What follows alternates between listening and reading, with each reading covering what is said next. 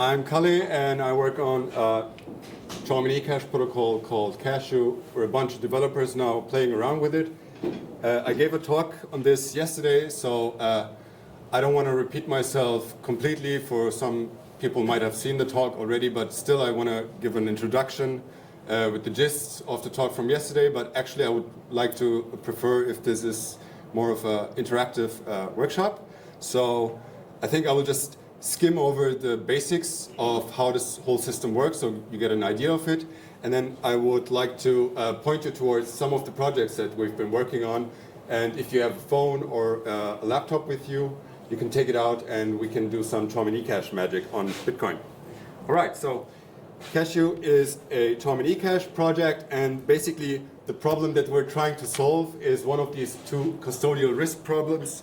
The first one is that you can be rugged, but the second one that you have basically no privacy if you use a custodial service. And the way every custodial service is built is that they must know your activity, otherwise there is no other concept of building that, except one big exception to that is using Chaumian cache. And we make use of that in order to use or construct custodial systems that are fully unaware of what you're doing. Right, so I will skip some slides and come to the point and describe how Chaumian cache works.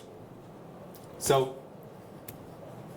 we have our three actors. Alice and Carol are two users, and Bob is Chaumian cache mint.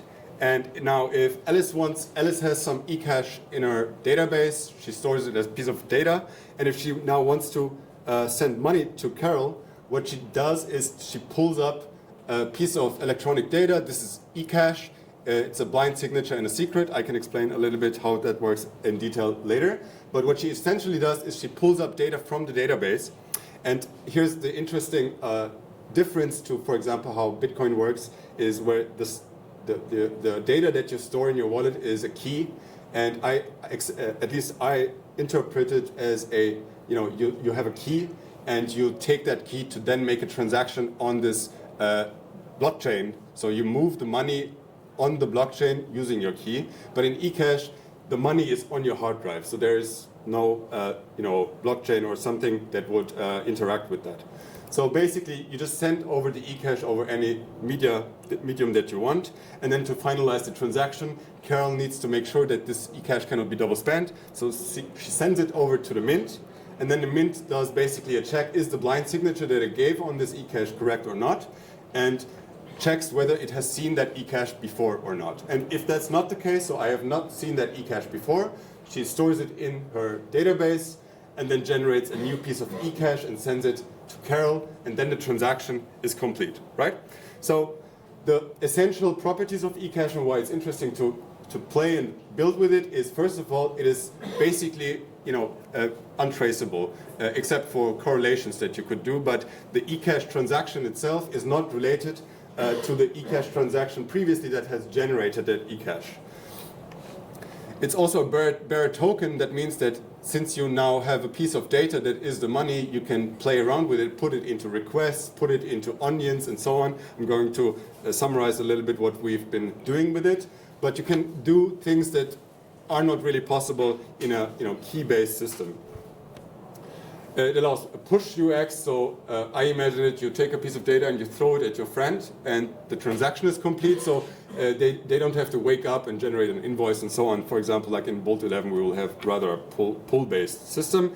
And we've also been experimenting with programmable eCache. So we've been adding spending conditions onto eCache, encoding it in the secret that is blind-signed, and then you can build things like pay to public key with it. You can execute scripts to unlock eCache spending conditions. All right, so skipping further.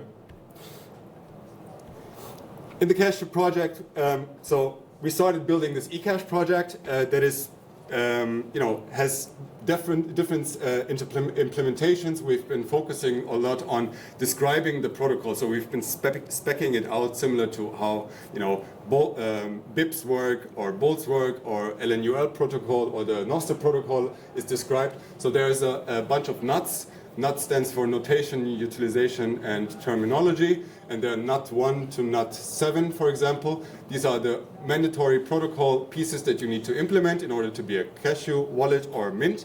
And then there are additional optional protocols, specifications that you can also implement, for example, pay to public key and so on.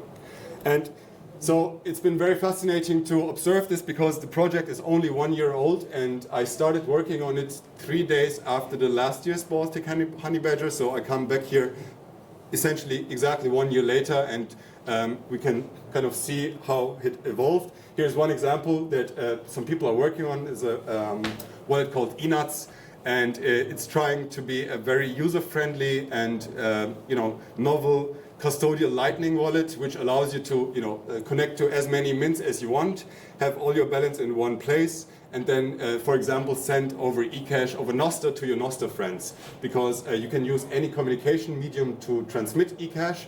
It pulls up your Nostr contact list, and you just press a button, and you can basically send money to them.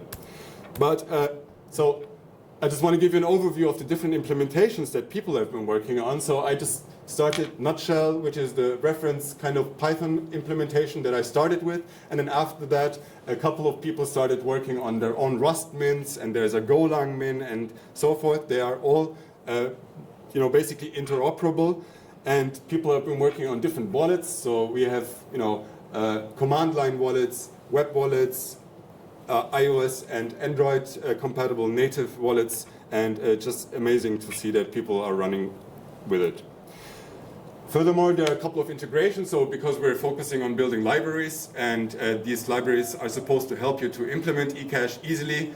So as a developer, the experience is you import a Cashu library, and then you say cashu.generate invoice, and then someone pays that invoice, and you get eCash in the library. You have eCash that you can then store. So it's easy to implement, and people have been implementing it into several, for example, these Nostr clients, Snort and Amethyst.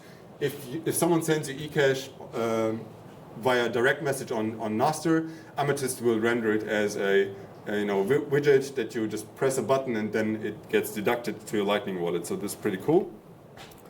And there's also a category that I call like novel use cases, new use cases. What you can do with eCash, what you couldn't do with other payment mechanisms. And I want to demo Proxnut later, which is something we call Xcashu, and I'm also going to talk a little bit about what we're doing with Katzenpost, which is a privacy mixnet. And so I want to mention some of the milestones that we've reached in this 1 year.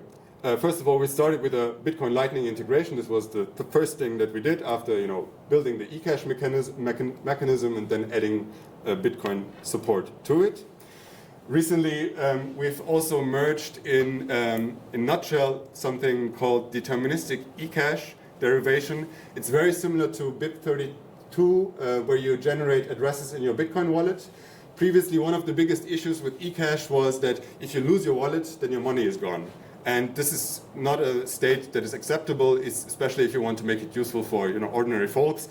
And one way to mitigate this is doing very similar to BIP32. You start with a random secret, and then you derive eCash secrets from that, which you then get blind signed by the mint, and you have eCash in your wallet. Now, when you lose your wallet, what you can do is you take that seed phrase again, regenerate blind messages, and then can re-request the signatures from the server. Basically, for the UX is, I've lost my phone, you enter your seed phrase, and then it takes a while because there's a lot of communication with the mint, but then at the end, your eCash reappears in your wallet, and you can start using it again. And the important bit is that still the privacy remains, except for the correlation part that the mint might be able to know that this is one user restoring their balance right now, but the eCash privacy properties are still maintained. Yeah, I just said we've been working on programmable eCash with spending conditions. I'll skip that for now. Also working on a proof of liability scheme. It's very hard to audit eCash mints because it's not a blockchain. I guess that's the main reason. And we've been working on a proof of liability scheme. Just a very quick summary of how this works is essentially you have a set of keys. The mint has a set of private keys that it signs the eCash with. and then you accumulate, you issue eCash with those set of private keys for your users. And then after 1 month, for example, the mint will rotate the keys into a new key set. And that is basically like opening up a new eCash mint. And what you then also on top of that force is that all the old eCash gets recycled into the eCash of the new key epoch. And what you then can simulate with that is kind of a perpetual bank run on different key sets. So you can force old key sets into going to zero balance again by forcing users to switch over to the new eCash epoch. And with that, you can increase the probability of detecting whether the mint has printed more eCash than they have reserves in their Bitcoin on-chain wallet, for example. So this is a key part because proof of reserves is kind of easy. You point to the chain and that's it. Proof of liabilities is the other part of that, trying to convince others that you haven't promised more than you actually have. And so I guess this is one way that we want to go further on and implement this. So we are working on receiver offline transactions. This is super interesting. So if you can lock eCash to a public key and you can verify that eCash, so as a receiver, I see eCash, I can verify the signature, and I can see that it is locked to my private key, to my public key. That means I can remain fully offline. As soon as I see eCash, the transaction is complete. This is kind of magic because, imagine you're in a bunker, there is no internet, you want to sell something, someone comes in with pre-locked eCash to your public key, and they can essentially pay inside the bunker without internet, and you will know that the transaction is final, at least in an eCash sense. Yeah, and as I said, we've been working on libraries, different implementations, and mobile wallets. All right. I wanted to also jump into Cashu, which is one of the novel use cases that we've been exploring. Essentially making use of the bearer token nature of eCash, you can add eCash into data packages to pay for stuff. So one of the things that you might know, for example, L402 by Lightning Labs or LSATs, it's a mechanism to build paid API endpoints. So essentially you ask the server, hey, can I get this endpoint? And then the server says no. And you need to pay for it. And now with Cashu, it's a middleware that you can plug in front of your web server. It will just ask, get some eCash first and then add eCash to the request. And you do that, and then you add eCash to the request, and you get a response to it. All right. So this is the very, very short summary of my presentation yesterday. And now I would like to invite you to set up, if you have a laptop, you can set up your own eCash mint. It will take you 1 minute. If you don't have a laptop, we can just use one that I create here, I guess. All right, so I am going to, let's see, go now on LNbits on the demo server. So this is the LNbits demo server. It's a custodial server that is run by our LNbits team. And you can just create a wallet here, right? And I will copy this so I'm not gonna lose this later. Oops. All right, so we have copied that LNbits account. And now inside LNbits, there's an extension. We can go to the extensions.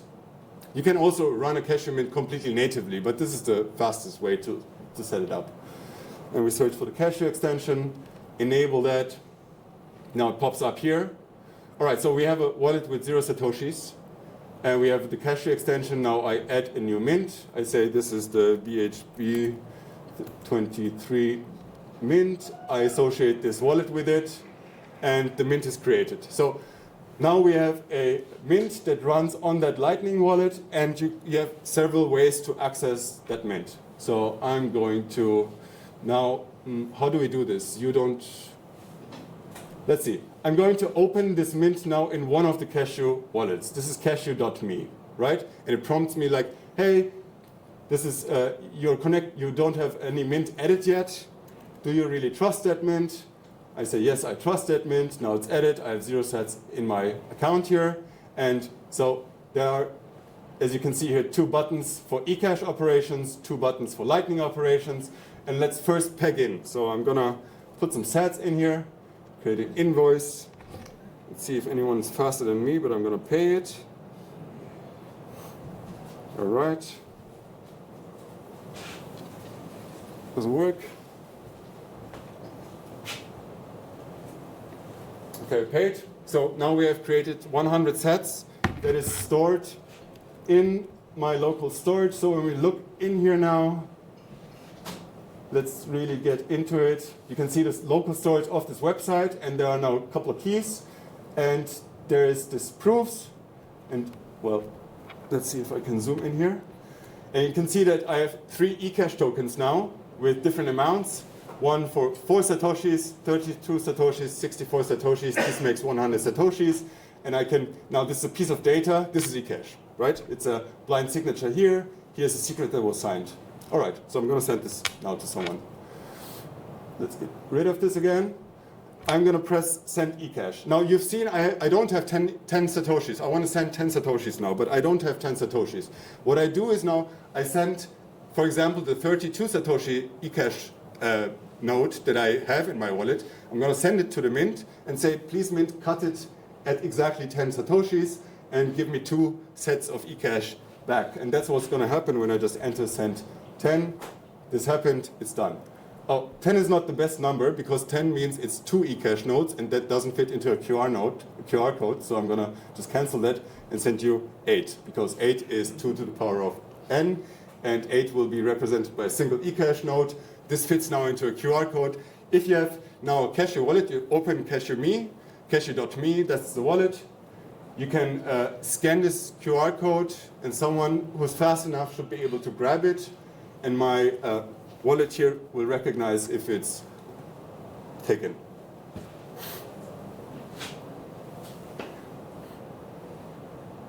And you can see, so we have a serialization format basically down here. There's the string representation, and that's it. So someone took it, and it was deducted from my balance here. There's also an open 10 satoshis here still that no one received because it's not represented as a QR code. I can basically just copy it. And this is what you would experience, you know, when someone gives you a token on Twitter or something, you just copy the token on Twitter, and then you say receive eCash, you paste it in, it says 10 satoshis, it's from the mint that I know, press receive, and it's done. Well, the fascinating thing about it is how fast everything, of course, is, because it's a single server round trip for a single transaction. All right, so how much time do we have? Oh, okay, we're good. All right, so to maybe demonstrate interoperability, let's look at a different wallet, and this one is called Nutstash. You can also open it on your phone if you like. It's nutstash.app. All right, I'm going there, and there's open wallet. It's wallet.nutstash.app. Looks completely different, made by a different person, speaks the same protocol. So, as you can see here, there are no mints added here yet, and I've just generated a new mint, right? The 10 satoshis that someone just grabbed now lives on this one mint that I created. This mint is not added to this wallet yet, but let's demonstrate maybe inter-mint operability, because that's what most people will experience, right? Most people won't be, just using one mint, or not everyone will be using the same mint, and so on. So there is a default mint in this wallet. I'm just going to add this one. And I have now 0 satoshis in this wallet. So what I'm going to do is now the UX is a bit different here. I'm going to press the mint button to mint some eCash, and I'm going to say I want 10 satoshis. It says request mint, and then it becomes, oops. Oh yeah, this is my Albi extension. I didn't know that it was integrated with Albi, but this is pretty cool. So now I have 10 satoshis in this wallet. I have 92 satoshis in this wallet. Let's do it the other way around. I'm going to use this as a normal, Lightning wallet. I say create invoice, and let's do maybe 5 because of the fees. Here's an invoice. I copy the invoice. If I just pay this now, this is on a different mint, a different user. He says pay a Lightning invoice. I choose the mint from which I want to pay the invoice. This is the only one that I have. I say pay. The invoice has been paid here. So what just happened is the eCash on mint A with the user A was burned, and then a Lightning transaction was sent to mint B, and on mint B, new eCash was generated and sent to user B. So essentially, both are just eCash wallets, but they interface between the mints using Lightning, right? So the image that I like to show here, let's see, oops, is this one. So Lightning as a connecting tissue. Because eCash doesn't make much sense if you cannot connect to other users on different mints. So this is essentially my first mint that I started. I can only exchange with people on the same mint. And we've also seen that I can exchange my eCash to Bitcoin on Lightning Network with this mint connected to the Lightning Network, but there are other people on other mints, and the way that I can, some people will have balances on both mints. They could also act as a broker between eCash mints, which would be interesting to see. I think there is one project working on that in Cashu, but I don't have more details on that. But you can do an exchange between mints, obviously, if there's a third party who owns assets on both of these mints. But what you would essentially always do in most cases is send a Lightning transaction between them. That's what we just did. And this extends, obviously, to a much larger scale. All right, so I said I would also like to present Cashu. Now, I don't have a good understanding of how many people are coders here and not, so I can also show some code, but maybe who's a developer here? It feels like 25%, let's not do it. All right, so then let's look at what Cashu can look like, and this is called Proxnut. It's by the same developer who made Nutstash, and the goal of this project is to make paywalls using eCash, backed by Bitcoin. But so essentially what we want to build here is, imagine you go onto NewYorkTimes.com, and then you have a subscription and the content is paywalled. Now that's fine, and you can pay with Bitcoin to read the content. That's also great, but once you have a balance on that website, it essentially needs to track you. It needs to know which articles you read and so on in order to deduct the balance from your paywall balance that you have on the website. So we're trying to fix this by using eCash, by making for a web paywall that cannot know which user accessed which resource. So that's the idea. Let's go into demo. So this is now a fake website, a toy website that he made. You have a couple of buttons, you want to request some content, and if you press that one, it says, no, you don't have any funds. No funds, no funds. Here we go. And you can see here, this is the web widget. This is a Cashu library that you import into a website. And it opens up. It looks like this cute little wallet here. You can say top up. I'm going to put 10 Satoshis here, confirm. It's a Lightning invoice. Let's pay it. So let's see. I pay it. So it's paid, and you can see I have now 10 nuts in my wallet up here, and now I can just go on browsing the website. And if I just request this resource, it costs me 1 sat. You can see as soon as I press, I get the response, and it's deducted from my eCash wallet up here. And I can. Yes? Yeah. Then communicating with the mint and exchanging for smaller values? So what the precise implementation for this right now, I don't know, but you don't need a round trip. You could also mint a bunch of 1 Satoshi tokens, for example, or if all the resources cost the same amount, then that would be ideal for privacy as well. Yeah. So we can just keep on doing that. Request different resources, and you can see that my balance slowly goes down. Now I have only 1 Satoshi left in here. This is even below the dust limit of a Lightning transaction, so I won't be able to cash that out. But what you can do here is basically, if you're done, you can press cash out, enter a Lightning invoice, and your money is again in your Lightning wallet, but the owner of this website doesn't know which wallet is yours, where the Lightning, and cannot correlate you consuming this website with your peg out again. All right.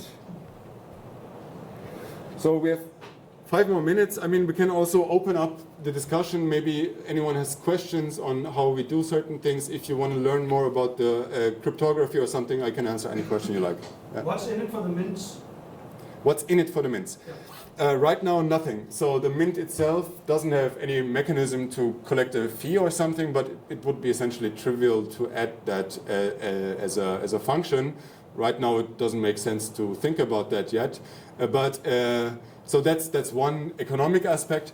But I mean, you know, look at this mess. I wanted to say, right? Look at this mess. This is the custodial. This is the distribution of wallets that are used for Zaps on Nostr, and this 90% is custodial. So as a wallet of Satoshi could offer something that others cannot offer by promising almost perfect privacy to their users. So essentially, that's also in it, right? So, yeah. Please. I saw that you had a notification when somebody claimed the token. Yes. How that works. The way that works is we have an endpoint in the API, a description where you can send you can ask the server what the state of this token. Have you ever seen this token? Yes or no. By constantly pinging the server whether this token is spent, you can build a responsive Lightning wallet. But that's also, from a privacy perspective, that's a little bit critical because, again, it allows more easy temporal correlation of who is doing what. If two users are doing an operation at the same time, it's easier to assume that. We're thinking about how to scramble that up. Cryptographically, there might be ways to do it, but essentially, I think the biggest problem is literally temporal correlation. So what I want to also mention, for those who haven't seen this yesterday, but this is going all in on this concept of adding eCash to requests, what I call here onion routed eCash. I'm working on, so this is a proof of, it's a work in progress. There is a fantastic guy, Jonathan Wilkins, one of the co-founders of Blockstream. He's working on a very, very cool privacy-aware SIM card solution, and they want to offer extremely private VPN services, so to speak. And the way they want to do this is using a mixnet called Katzenpost. And Katzenpost is, you can imagine it's similar to a Tor network, but it's a mixnet, so it's very inefficient, but that allows you to even circumvent, the traffic monitoring by the NSA. If you assume that the NSA is watching all your servers, using Katzenpost, they couldn't figure out who's the sender and receiver of a package. So essentially, if you want to use privacy over a service like Tor and Katzenpost, the question pops up, which payment method, if you want to pay for them, what is private enough and fast enough to use those methods, right? So, we know that Lightning sender privacy is excellent. The receiver privacy is really not that good yet. But even Lightning might not be fast enough to do it on a request basis. So the idea here is similar to the Proxnut stuff, that you just can add eCash to the request that you want to send through this, for example, Tor network. But the idea squared is that we can also wrap eCash inside onions, inside layers of onions, and that's how the Tor network and also Katzenpost work. So you have this little image here that shows how your request is routed through the Katzenpost network, and you construct your onion, in layers encrypted. And what you can now do is basically add eCash into every single onion layer. You can have multiple payments inside one data package. And as you send this onion across the network, everyone can peel off one layer of the onion and take out some eCash and get paid for hosting a Tor relay, for example. And with that, you can make sure that there is no way to figure out, who the users are who are paying for that and so on. So essentially, for these type of systems, you want the maximum amount of privacy. And I guess, eCash can really shine, especially in closed systems like a mixnet, like Katzenpost, and a system where you just want, where you don't want to compromise in privacy at all. And we are happy to build this system on top of Bitcoin because it should be built on Bitcoin. You could, use other privacy shitcoins for it, but not even them have these privacy properties that eCash can provide. And you know, I myself, I'm just happy to see that this almost ancient technology these days has a renaissance because of the developers in the Bitcoin space, with the Fedimint developers and the Cashu developers were really, you know, taking it back and bringing it somehow into the 21st century, which is really fucking cool to see. There are also other eCash projects out there that I want to mention, like GNU Taler. They are essentially working towards a CBDC eCash proposal, which is a very, you know, spicy topic, and also Webcash, which is an eCash shitcoin, you could say, with its own market and value and so on. So we're not interested in dealing with those kind of things. But so yeah, this is essentially my demo and my presentation. Short. I don't know if there's more time for questions, but if you have a pressing question, just ask it, I guess, now. Here we go. I'm curious about this one. If you're putting payments into the onion layers, what's to stop somebody from taking the money and not forwarding the transaction? That's a very good question. So actually, I don't know. I haven't thought about that too much. I think this can right now, the way we've built it, it can only work, you know, altruistically. But this is already a service that is hosted by a company that wants to provide you the service. So it's not like they are going to rug you twice or something. But if this would be a completely anonymous system where everyone can join and everyone can participate, then you have to at least do more crypto magic on how to unlock the eCash on a way back. Like in Lightning Network, for example, you have this back propagation of the hash lock that makes sure that everyone gets their money only if they have also delivered on their promise. Yeah. We had this discussion, it was like maybe this would incentivize bad actors to join the network. To make money while griefing the network or something. Yeah, well, like could be. I mean, Tor right now is exploring proof of work, right? So the problem is real, and well, we don't for an anonymous decentralized system. There is no other known solution than proof of work. Yeah. All right, I think that's it. Thank you for your attention.